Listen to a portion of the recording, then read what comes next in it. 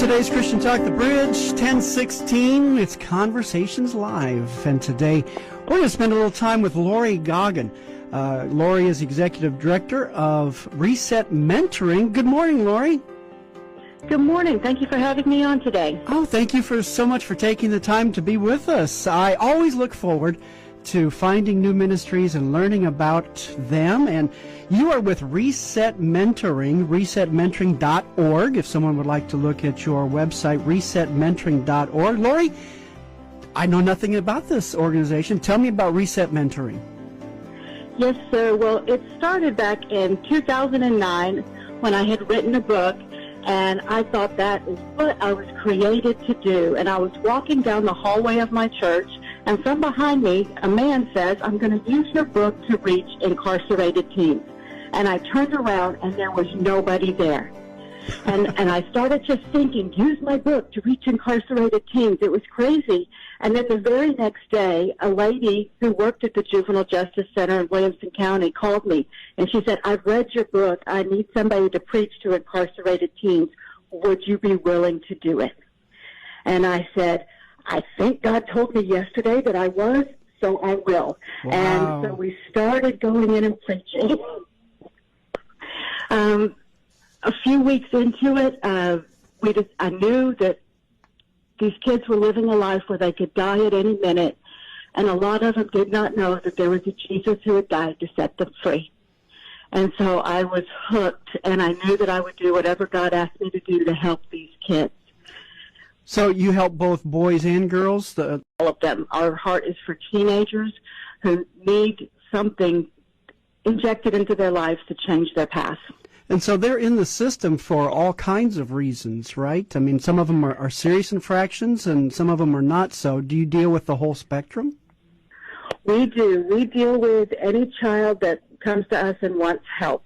So whether it's running away or drug use or something more serious, we meet them where they are, because I believe that Jesus can heal any heart, no matter what they've done in their past. So that's how the ministry began.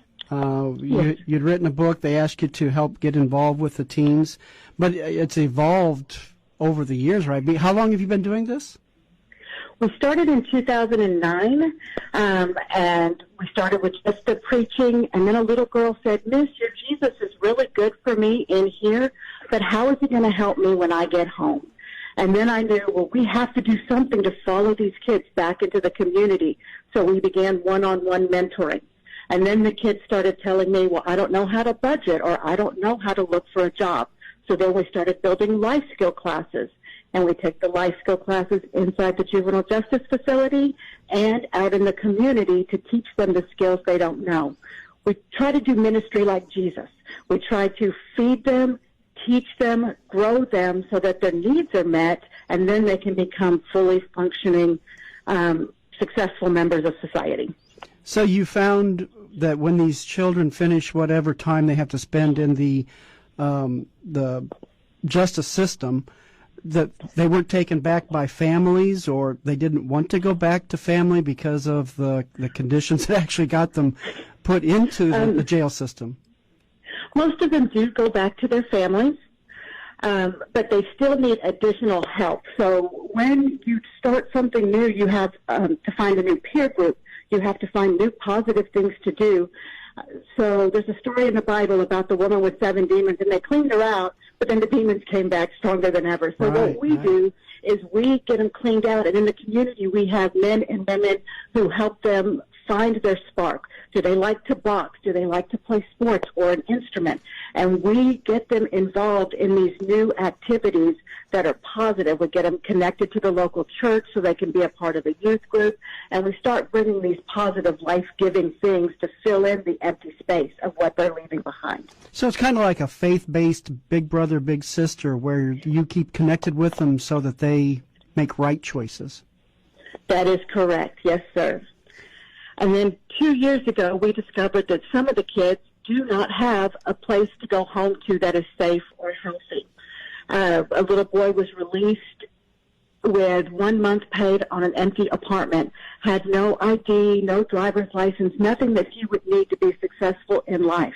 And to me, that was a recipe for disaster. So Reset stepped in. We helped him get his driver's license, fill his apartment with furniture, help him get a job, a bank account. And he's doing very successful, but God kind of whispered in my spirit, we can do better than that. We can provide a house with the foster parents who will love these boys, will help them get into school and play sports and graduate, get worthwhile jobs, and learn how to be successful adults so that they're stable and have roots. Wow, so now you have, I guess it's not a foster home, but just a home where these boys and girls can go to get a good start on adulthood. That is correct. And it is a foster home. We're licensed through 4Kids Fostering. Oh, okay. All so that's how we do our licensing. We have 4 boys in the house. We do modules for success. They do Dave Ramsey Financial Peace, the adult version. We do cooking and budgeting, all the things that they need to be successful adults. And then we help them move into their own apartment once they have completed the program. Wow, this is definitely living Jesus into the lives of these kids. It really is. It's a lot of laying down your life. Our house parent that we have now, Randy, is just amazing. He is the example of Jesus with just human skin on him. And our kids are hard. They've come from trauma places. 92% of them have PTSD. They just come from these traumatic backgrounds, and they need a lot of love and boundaries to heal and move forward. So I would imagine that this takes a lot of volunteers. Yes, it does. And are you open for more volunteers? We're always open for more volunteers. We're always looking for mentors, specifically in Williamson County. I don't know if your audience is also in Hays County, but I believe God is kind of moving us in that direction as well. But we need mentors. We need people to cook meals for teen night, teach skills to these kids, those type of things. And we're looking for our next set of house parents, a married couple, preferably with either kids that are grown and gone or no kids in the home, that could actually move into the Reset home and take over the duties and responsibilities for the boys that are there. Yeah, someone to really focus on the boys and pour their lives into them.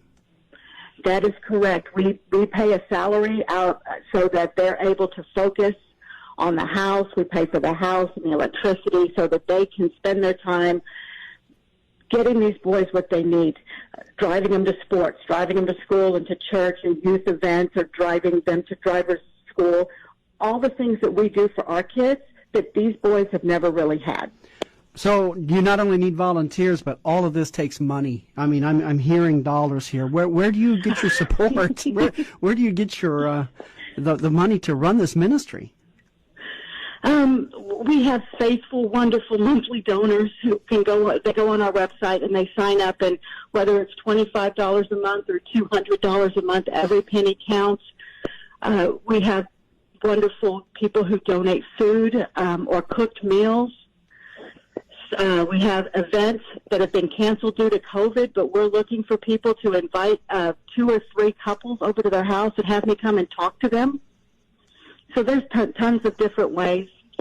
Well, it sounds like you operate on the George Mueller model, where you run by faith, and it's making the difference in these teens' lives. Thank you, sir. And we do. Everything we do, we could not do it without God. He illuminates one step at a time. I look over the last 10 years sometimes, and I'm like, God, I cannot believe you have used a cracked clay pot to do so much for your kingdom. And it overwhelms me, but I'm so thankful. And people who volunteer with us, we're thankful that we get to be of service to the Lord and do His work. Well, we're talking with Lori Goggins. She's the executive director of Reset Mentoring. ResetMentoring.org is her website, resetmentoring.org. If you feel God's leading you to pour your heart into someone who got off on a bad start in life, but they're looking for healing, they're looking for direction, I imagine after doing this, Lori, that quite a few of these kids, they turn to Christ. We do have a lot of them that turn to Christ, that are baptized, that turn their life around. We have one that we've just hired to work with us after she turned 21. God has been very faithful with the seeds that have been planted. Wow. Is there any plans for a home for girls, too, or is it just the boys that you're wanting to do? I tell people that God has me swimming in 700 feet of water, so I'm just kind of holding on to Jesus, and whatever he tells me to do, I do. I can completely understand that. That is the ministry world, isn't it? It really is. But I have been asked that. It is my heart's desire. I would love to be able to do that, so maybe. Well, we've been speaking with Lori Goggin, Executive Director of Reset Mentoring. They are looking for house parents for their next Reset home. They're also looking for volunteers if you feel like God is leading you in this direction. And if you would like to just donate and support a local ministry that's making a difference in the lives of local teenagers that are caught in the juvenile justice system, maybe it was their fault. It was just they were along with others. There's all kinds of stories, all kinds of reasons, and God is needing to reach those with physical hands with skin on, and it could be your hands. Lori, thank you so much for talking with us, and God bless you and your ministry. And if you ever have a big fundraiser, let us know. We'd love to promote it. Wonderful. Thank you so much. It was a joy talking to you today. I really appreciate it. Thank you, Lori. And thank you, folks, for listening to today's Christian Talk, The Bridge. The news update is...